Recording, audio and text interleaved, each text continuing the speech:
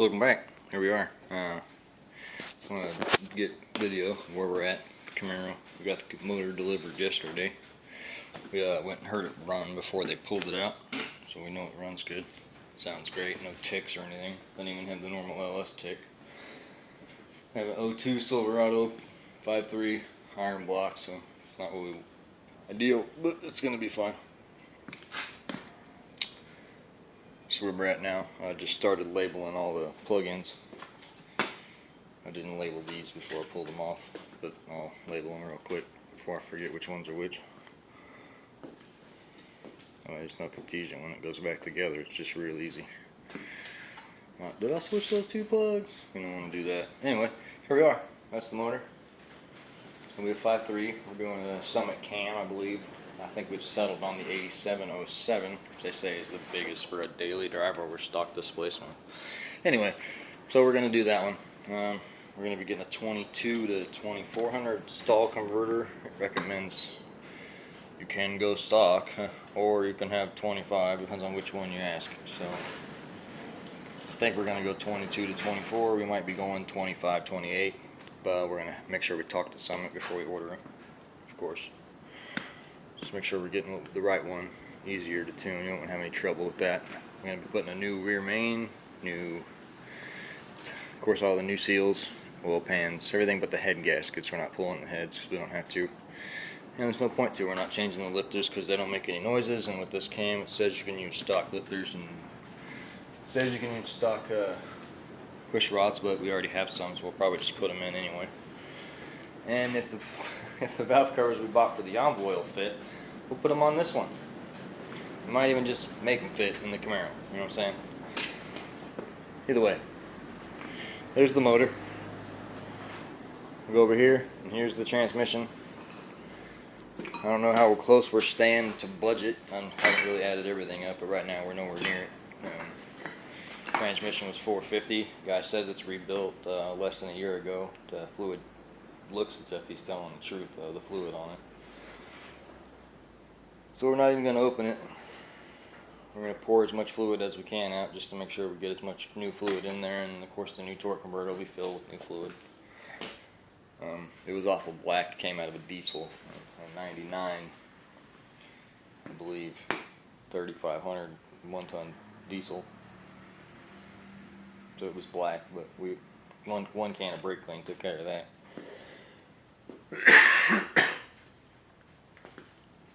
So we'll do a 4L80 behind it. Supposed to have a HD2 Transgo shift kit in it. Don't know what that is. Haven't even looked it up. I know we got to switch one pin or two pins on the trans plug-in. That's going to be the easiest part of the wiring because we have to make this wiring work with the Camaro's wiring. It's just sitting out there. I tried to pull it up the other day, but it's stuck in the gravel, so I'm going to have to put tires on it to move it. Oh, you can't even see out the window in the camera. It's weird.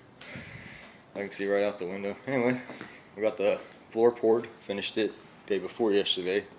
Had to have it done before they delivered the motor so I could use the engine hoist in the garage. I think you can see the floor's not flat, but it's smooth. That's what really matters the most. Some on level we can adjust with, jack stands. It's still not completely dry over there. You can see that it's still green. What they call green, it's not green, it's gray, but in the trade it's called green. It's still green. You can see where it turns white, even though that's newer than that. And that's, of course, it took 3 or 4 days by myself. 70 bags of concrete. Update of where we're at, though. I don't know if we're going to meet our April 1st goal, but we'll definitely have it done by the end of April, hopefully. And then there's these. And then we'll go over everything. These I paid $250, all 4 tires and rims. They're a little bit older than what belongs on the Camaro, but for the price, it's like getting the tires half price. 245s. I hope they're big enough to get traction. They should be. We're not going insane horsepower wise, so this should be. But there's all 4 tires we got for it. Yeah, I think that's where we're at. really just today I'm taking it apart, pulling the wiring harness. I'm not gonna pull the intake yet. Of course, making a video. There goes the neighbor guy on his lawnmower. I wish you could see out there because he'd be laughing right now.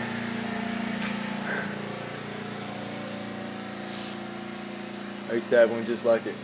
Funny. Alright. I just wanted to give everybody an update where we're at. I'm putting the garage together so I can find all my tools. I need to go get my engine stand.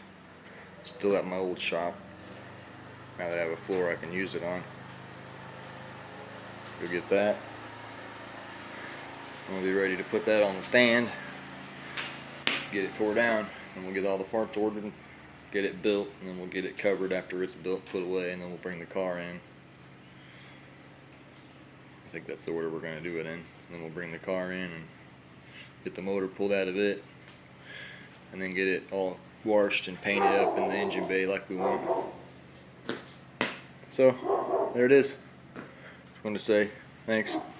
Thanks for watching. It's Nick again. Heather's Automotive. We're thinking about changing the name. Don't know what you guys think. Either to Hippie's Garage or Redneck Hippie. Because I'm Redneck Hippie if you can't tell. Anyway, thanks for watching again.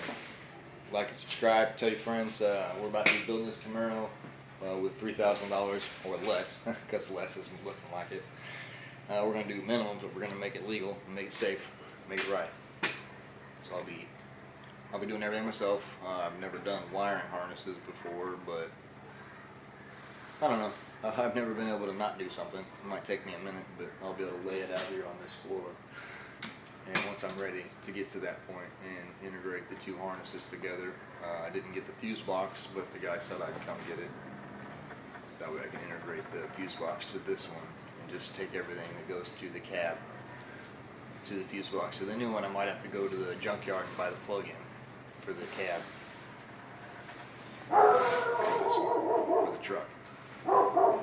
What we got?